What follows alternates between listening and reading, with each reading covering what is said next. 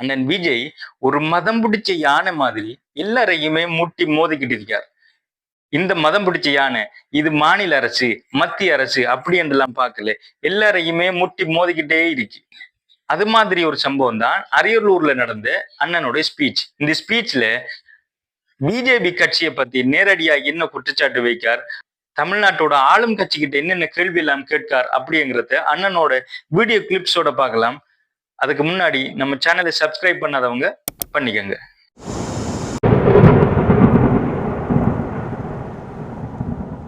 அவருடைய ஸ்பீச்ல அவர் முதல்ல கேட்ட கேள்வியே, நாம் பணம் சம்பாதிக்கிறதுக்காக அரசியலுக்கு வரணுமா, அதுக்கு ஒரு அவசியம் இருக்குதா அப்படின்னு கேட்டார். உண்மைதான், பணம் சம்பாதிக்கிறதுக்கு அண்ணனுக்கு அரசியல் தேவையில்லை.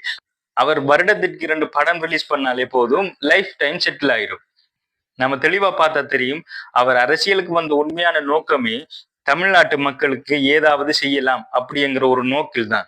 நேரடியா பிஜேபி கட்சியை பத்தி அவர் சொன்ன குற்றச்சாட்டு என்னன்னா, எலெக்ஷன்ல மோசடி செய்யறாங்க அப்படின்னு சொல்ல போனா பிஜேபி கட்சி ஹவுஸ் நம்பர் 0ங்கிற பேர்ல எல்லாம் ஓட்டர் ஐடி ரிலீஸ் பண்ணிருக்கு அப்படி என்று சொல்லி குற்றச்சாட்டுகள் வைத்திருக்காரு. அதே போல் முக்கியமான சில கேள்விகளை ஆளும் கட்சியை பார்த்து அண்ணன் விஜய் அவர்கள் கேட்டிருக்கிறார்கள்.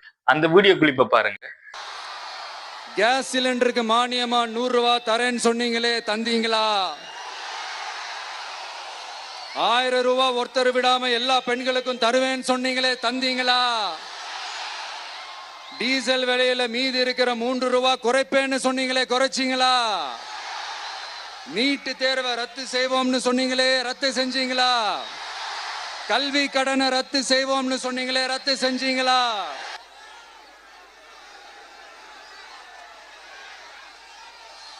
மீனவர்களை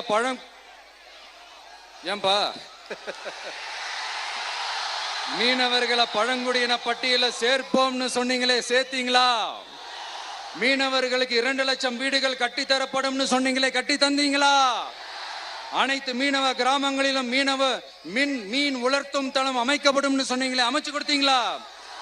நெசவாளர்களுக்கு கூட்டுறவு சங்கத்துல கொடுக்கிற கடனுக்கு வட்டி 12% 8% குறைக்கப்படும் சொன்னீங்களே, குறைச்சிங்களா? ஆட்டோ ஓட்டுறவங்களுக்கு சொந்த ஆட்டோ வாங்க 10,000 மானியம் வழங்குவோம்னு சொன்னீங்களே, வழங்குனீங்களா? அரசு ஊழியர்கள் ஆசிரியர்களுக்கு ஓல்டு பென்ஷன் ஸ்கீம் கொண்டு வருவேன்னு சொன்னீங்களே, கொண்டு வந்தீங்களா?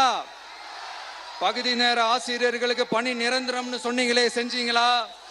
சத்துணவு மற்றும் அங்கன்வாடி பணியாளர்களுக்கு அரசு பணி உறுதின்னு சொன்னீங்களே, செஞ்சீங்களா?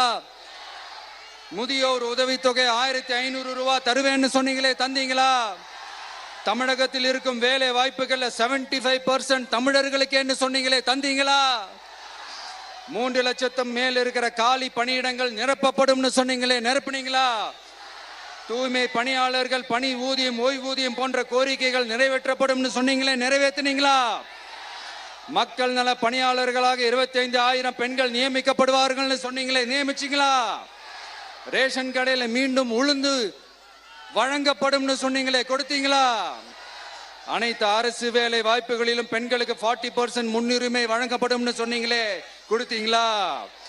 35 வயதுக்கும் மேற்பட்ட திருமணமாகாத ஆதரவற்ற பெண்களுக்கு கல்வி தகுதிக்கு ஏற்ப அரசு வேலை வழங்கப்படும் சொன்னீங்களே, வழங்கினீங்களா?